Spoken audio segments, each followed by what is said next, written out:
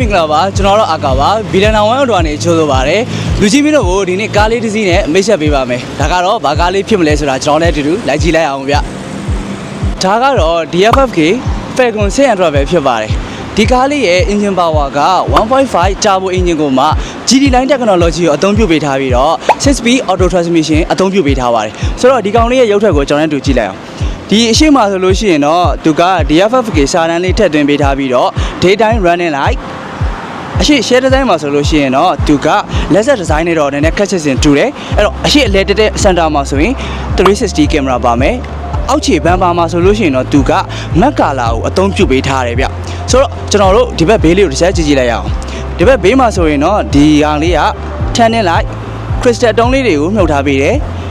ဒီဘက်တောက်ချင်မှာဆိုလို့ရှိရင်တော့ projector headlight လေးပါဝင်ပါတယ်ဆိုတော့အောက်ကိုကြည့်မယ်ဆိုလို့ရှိရင်ဒီ airflow event လေးကိုတော့အနီရောင် color လေးနဲ့အသုံးပြုပေးထားတယ်ဒါကတော်တော် match ဖြစ်နေတဲ့ color လို့ပြောလို့ရမယ်ဗျဆိုတော့ကျွန်တော်လည်းဒီကားနောက်လေးကိုတစ်ချက်ကြည့်လိုက်ရအောင်ကားနောက်ဘက်ဒီဇိုင်းကိုပြောရမယ်ဆိုလို့ရှိရင်တော့သူကကြီးလိုက်တာနဲ့နည်းနည်းကြွကြွရွရွလေးရှိနေတဲ့ပုံစံလေးမြင်ရတယ်ဗျဒီအလဲမှာဆိုလို့ရှိရင်တော့ Falcon ဆိုတဲ့စာတန်းလေးပါမယ်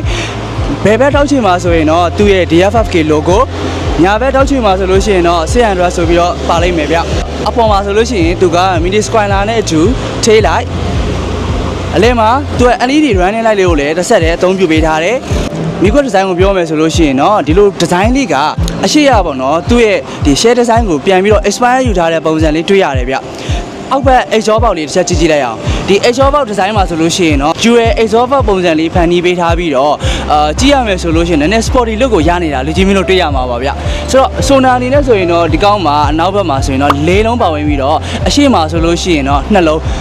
ဆိုတော့ total 6လုံးဖြစ်ပါတယ်ကားရဲ့ဘေးဘက် design ကိုတစ်ချက်ကြည့်လိုက်အောင်ကားရဲ့ဘေးဘက် design မှာဆိုလို့ရှိရင်တော့သူကအရှိဘက်ပေါ့နော်ဒီ suspension ကိုပြောရမယ်ဆိုလို့ရှိရင်တော့ mass person independent suspension ကိုအသုံးပြုပေးထားပြီးတော့ alloy side က16လက်မှဖြစ်တယ်ပြီးတော့ tire pressure လည်းပါဝင်လာတယ်ဒီဘက်မှန်မှာဆိုလို့ရှိရင်တော့ LED ဘက်မှန်မီးချောင်းနဲ့တူ360 camera ပါမယ်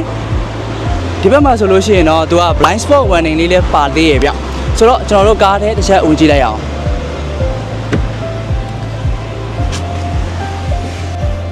ဟုတ်ဆိုတော့ကားရဲ့အတွင်းခန်းကိုကျွန်တော်ပြပေးမယ်ကားရဲ့အတွင်းခန်းဒီဇိုင်းကတော့သူ့ရဲ့ interior color ကအနီရောင်လေးကိုအသုံးပြုပေးထားတယ်အနီရောင်ကကြတော့ကျွန်တော်တို့ပုံမှန်ဆိုလို့ရှိရင်တော့နည်းနည်းဒီ luxury vibe လေးကိုတော့နည်းနည်းတော့ရတယ်ဗျဆိုတော့ဒီကားရဲ့ steering design လေးကိုကျွန်တော်အရင်ပြောပြမယ်ဆိုတော့ကားရဲ့ steering wheel design မှာဆိုလို့ရှိရင်တော့သူက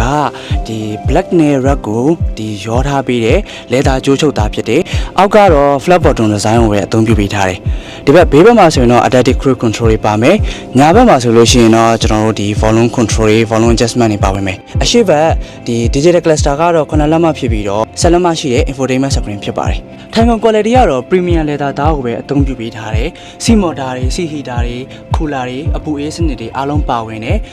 ဒီကားမှာဆိုလို့ရှိရင်တော့ driver ဘက်မှာတင်မဟုတ်ဘူး passenger ဘက်တင်ကောအနောက်ဘက်မှာဆိုလို့ရှိရင်တော့သူကအတွင်းကန်းတော့တော်တော်ကျဲတဲ့ထဲမှာပါတယ်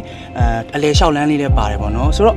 ပြောချင်တာက driver ဘက်မှာတင်မဟုတ်ဘဲနဲ့အနောက်ဘက်မှာရှိတဲ့ခုံတွေမှာပါအစသူကကျွန်တော်တို့ဒီစီမော်တာတွေပါဝင်လာတာဖြစ်ပါတယ်သူ့ရဲ့ gear တန်းကိုပြောမယ်ဆိုလို့ရှိရင်တော့လေ gear တန်းမှာတော့ဘာမှအပြစ်ပြောချင်မရှိဘူး all 5ပဲဘယ်ဘက်မှာဆိုလို့ရှိရင်တော့ parking sona electronic parking brake auto hold ညာဘက်မှာဆိုလို့ရှိရင်တော့သူက traction control တွေdownward assist တွေ drive mode တွေနဲ့ဒီဘက်မှာပြောမယ်ဆိုရင်တော့သူက3မျိုးပါတယ်eco normal sport ဆိုပြီးတော့3မျိုးပါတယ်ဗျဆိုတော့ကျွန်တော်ဒီဘက်မှာဆိုလို့ရှိရင်တော့ 12 volt socket လေးပါမယ်ကပ်ဖိုးတာ2ပေါက်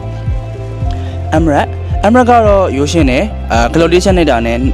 နှစ်ဖက်လုံးတကားနှစ်ဖက်ပွင့်သွားမယ်ပြီးတော့ဒီဘက်မှာဆိုလို့ရှိရင်တော့သူကခူးပေါက်လေးလည်းပါဝင်လာတာတွေ့ရပါလိမ့်မယ်ဗျAircon adjustment တွေပြောမယ်ဆိုလို့ရှိရင်တော့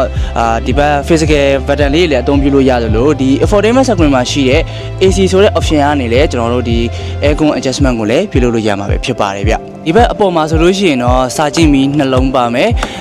sunroof ကတော့သူက panoramic sunroof ဖြစ်သွားပြီးတော့သူ့ရဲ့ design ကတော်တော် fine နေတဲ့ထဲမှာပါတယ်ဗျဆိုတော့ကျွန်တော်တို့တစ်ချက်ကြည့်လိုက်အောင်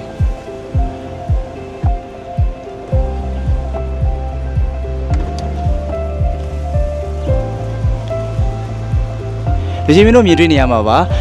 ဒီကောင်ရဲ့ panoramic sunroof ကဟိုဘက်အဆုံးထိပေါ့နော်ကားအနောက်ထိကိုတော်တော်လေးဖွင့်လို့ရတာတွေ့ရပါလိမ့်မယ် ဆိုတော့ဒီအနောက်ဘက်မှာထိုင်ရတဲ့ feeling လေးကိုကျွန်တော်ပြောပြပေးမယ်ဗျသူကအလယ်မှာရှောက်လန်းပါဝင်ပြီးတော့ကျွန်တော်တို့ဒီထိုင်ကုန်မော်တာတွေစီဟီတာတွေအားလုံးအပြည့်စုံကိုထည့်သွင်းပေးထားတယ်ဒီဘက်ကထိုင်ကုန် quality မှာဆိုလို့ရှိရင်လည်းအရှိဘက် driver ဘက်ကဒီ front passenger ဘက်မှာပါဝင်တဲ့ feature တွေ function တွေအားလုံးအပြည့်စုံပါဝင်တယ်အရှိဘက်ဒီဘက်မှာကြည့်မယ်ဆိုလို့ရှိရင်တော့သူက dual climate လေးကိုထည့်သွင်းပေးထားပြီးတော့ 12volt socket လေးပါတစ်ပေါက်လေးပါဝင်ပါတယ်ဆိုတော့ဒီကောင်းရဲ့ကျွန်တော်ဒီ safety ဘိုင်းနဲ့ပတ်သက်ပြီးပြောအောင်safety ဘိုင်းမှာဆိုလို့ရှိရင်တော့ airbag အနေနဲ့၄လုံးပါဝင်ပြီးတော့